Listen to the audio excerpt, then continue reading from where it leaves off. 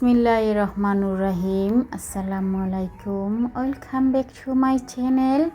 আমি সৈয়দা শিবলি কথা বলছি এসএস রকমারি ব্লগস থেকে। কাছের এবং দূরের, দেশ এবং দেশের বাইরে যেখান থেকে আমাকে দেখছেন এবং শুনছেন, আশা করি আল্লাহর রহমতে আপনারা সবাই ভালো আছেন। আমরা আলহামদুলিল্লাহ আল্লাহর রহমতে ভালো আছি। আজও একটা নতুন দিনে নতুন একটা ব্লগস নিয়ে হাজির হয়েছি। একটা লাইক দিয়ে কন্টিনিউ করে যাবেন। কথায় এবং কাজে সব কিছুতেই যদি ভালো লেগে যায় তাহলে একটা সাবস্ক্রাইব করে দিতে পারেন। পাশে থাকা বেল আইকনে অল অপশনে প্রেস করে রেখে দিবেন। আমার নিত্য নতুন ভিডিও যখন আপলোড দিব তখন পৌঁছে যাবে আপনাদের কাছে নোটিফিকেশন আকারে। আপনারা সময় সুযোগ করে আমার ভিডিওটা দেখে নিতে পারবেন। তো আমি সকাল থেকে শুরু করেছি ভিডিওটা। ছোটো ছেলেকে স্কুলে পাঠিয়েছি, আর বড় ছেলে আজকে কলেজ ছিল না।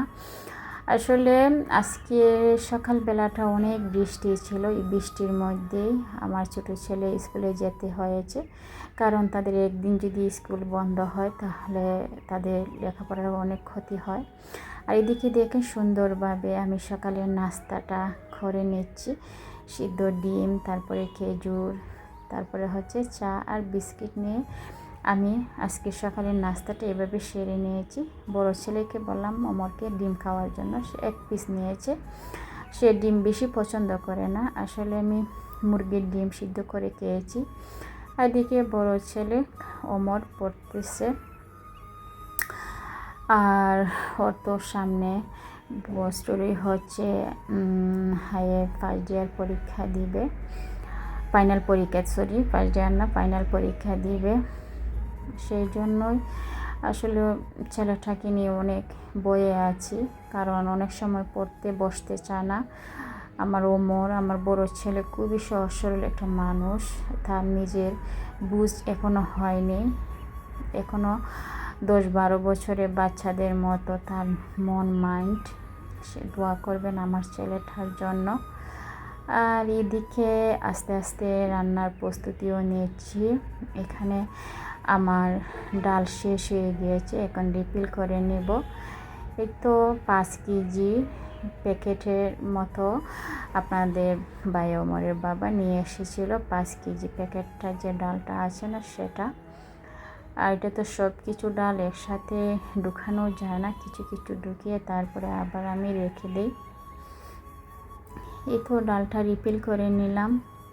প্লিজ আমার ভিডিওটা আপনাদের কাছে ভালো লাগলে কমেন্ট করবেন। আমার অনেক কিছু আপুরা আছেন আমাকে খুবই সুন্দর সুন্দর কমেন্ট করেন। তাদের কমেন্টের কারণেই আমি আমার ভিডিও করার সাহস পাই, আর একটা ভিডিও করার উৎসাহ জাগে। আসলে নতুবা ভালোই লাগতো না, কারণ আমার চ্যানেলটা তো একদম ডাউন হয়ে গিয়েছে। জানি না সামনের মাসে হয়তো ডাউনটা যে হয়েছে সেটা হয়তো ইউটিউব থেকে একটু কী করে দিবে।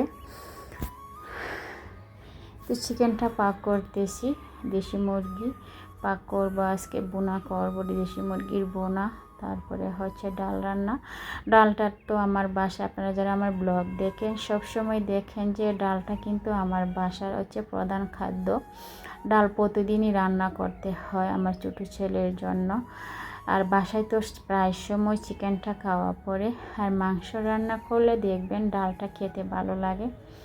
তো আমি চিকেনটাকে এইভাবে বোনা করে নিচ্ছি।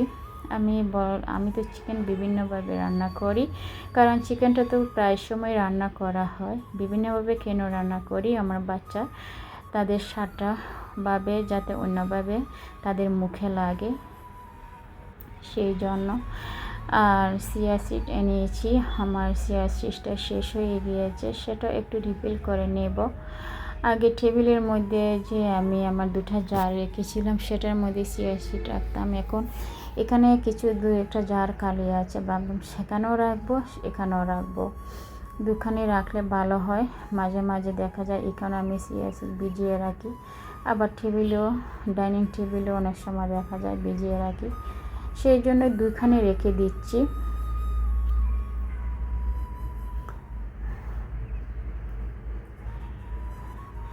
আর আমার এই ভিডিওর সাথে যারা আছেন আর অলরেডি আমার সাথে যারা আছেন, আমাকে যারা সাপোর্ট করতেছেন, আপনাদেরকে অসংখ্য অসংখ্য ধন্যবাদ। আমার মন থেকে জানাচ্ছি আপনাদেরকে অসংখ্য ধন্যবাদ।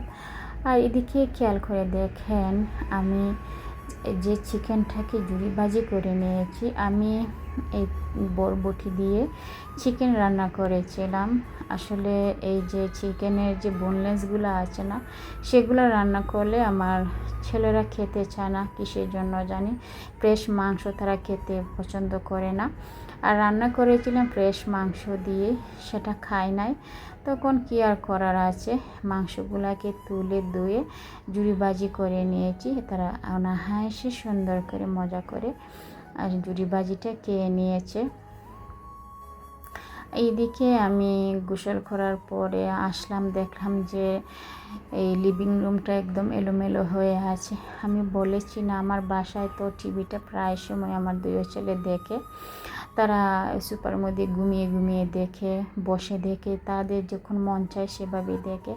আমি এই সুপার যে কিগুলো আমি ভালো করে সুন্দরভাবে গুছিয়ে রাখতে পারি না, সব সময় সকাল বিকাল সেটা করতে হয়, করে এইভাবে রাখতে হয়। তারা নষ্ট করে ফেলে, কি আর করার, কিছু করার নেই, তাই না? আর বাসাবাড়ির বাচ্চারা তো তেমন বাহিরে তারা বেশি যায় না, সারাক্ষণ বাসায় থাকে। আর ছোটোটা মাঝে মাঝে যায়, বিকেলবেলা একটু খেলাধুলা করে, কিন্তু বড়টা কিন্তু যায় না, বাসায় থাকে সে।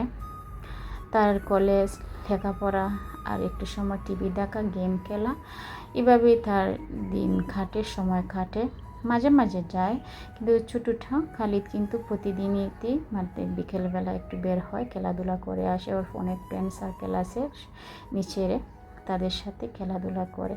আর এখন দেখেন আমার লিভিং রুমের লুকটা, এই যে লাইটিং করেছি, সেই জন্য একটু আপনাদের সাথে শেয়ার করলাম কেমন লাগে আমার লিভিং রুমটা। আসলে এইভাবে লিভিং রুমটা যখন আমি এই লাইটগুলো দিই, তখন আমার কাছে খুবই ভালো লাগে। এগুলো দেখবেন রেস্টুরেন্টে গেলে এগুলো থাকে, তখন খুবই ভালো লাগে।